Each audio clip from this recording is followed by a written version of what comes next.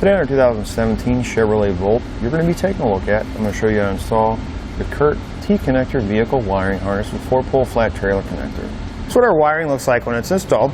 So you can see it's going to live inside of the vehicle. When you're ready to use it, you just want to make sure you run it over top this rubber seal, staying away from any connection points. Take out as much as you need, close your hatch, hook it up to your trailer. When you're done using it, simply roll it up. You can either store it right back in your back hatch area, or lift your floor coverings up and store it right down in a compartment. That way it's out of the way. This wiring kit's going to give us all the proper lighting functions to safely tow a trailer. Both turn signals, your brake lights and your running lights. It's also going to give us a nice dust cap. It's going to help keep any dirt and debris from getting on our connection points. What's nice about this is it's going to have a converter box that's going to mount right here on the driver's side. What the converter box is going to do is going to protect your factory wiring on your vehicle from any backfeed from your trailer if your trailer has a wiring issue. To begin our installation, in the back of the vehicle we're going to take out all of our floor coverings. Then we're going to need to remove all of our foam. We're going to have some plastic fasteners. You're going to have one here, and you're going to have one right over here. We'll just pop those up. Go ahead and loosen that.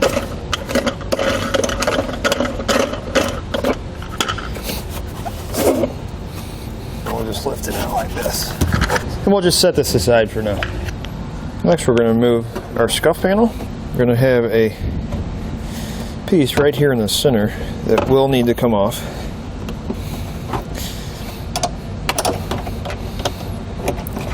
We're going to pull it out on the bottom. Just like that. We'll set this aside. Next, we need to loosen this panel. You're going to have a little plastic cover here on your tie-down loop. And we'll pop that off. Just like that. And then this one here, this one just unscrews. You can do that same thing on the other side of the vehicle. Once you get those two off, you're just going to pull it out on your panel and we'll pop it loose. Next we're going to take a T15 Torx bit. We're going to have a bolt here and a bolt here we need to remove. This is on the outside of our taillights.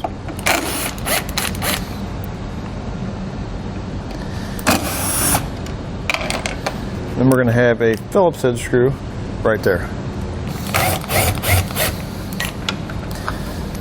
Then we're going to gently pull our light back.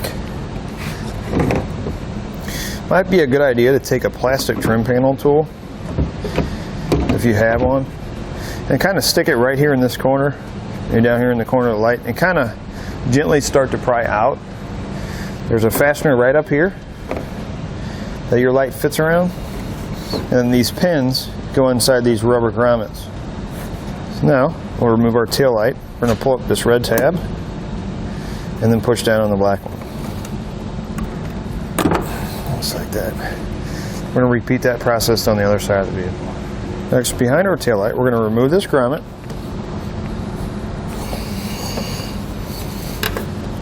Now we'll take our wiring, our plugs with our yellow wire, red and brown.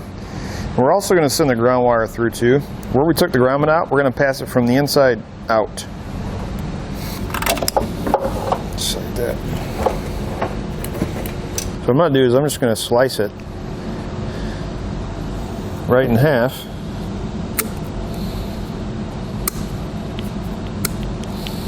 And we'll take our wires, feed them right in there like that. Get our grommet back in place.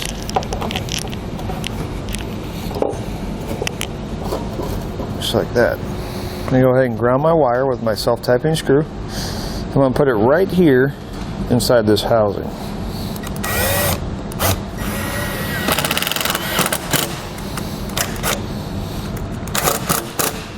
Just want to make sure it's on metal, not on any plastic. I'm going to take some dielectric grease and put it on my connections here. Help keep any moisture build up.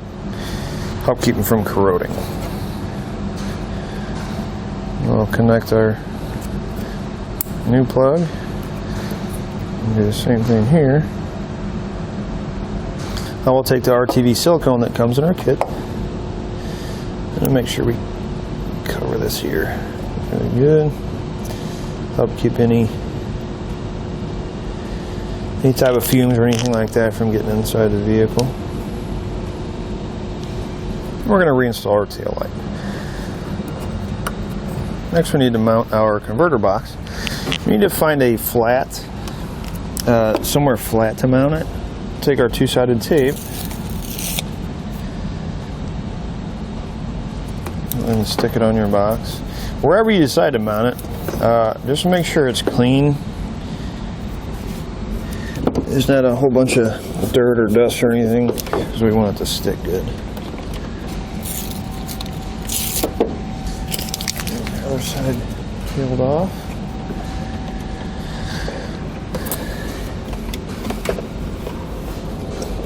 Stick it down like that. This ring down here. Make sure our panel is going to slide in good. Now we can reinstall our side panel. Then you're going to route your green wire across over to your passenger side and repeat the same process with installing your wires behind the tail light.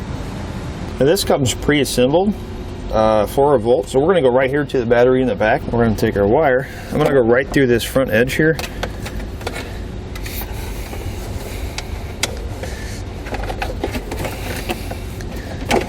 Pull it up. Slide it over like this with our cap. I'm going to take this wire, feed it up right like that.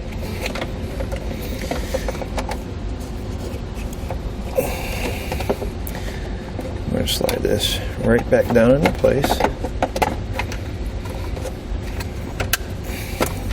Just like that. Once you've made your connection, you can install your fuse. Then we can test it out and make sure everything's working correctly. Now we'll test out our wiring using part number I26.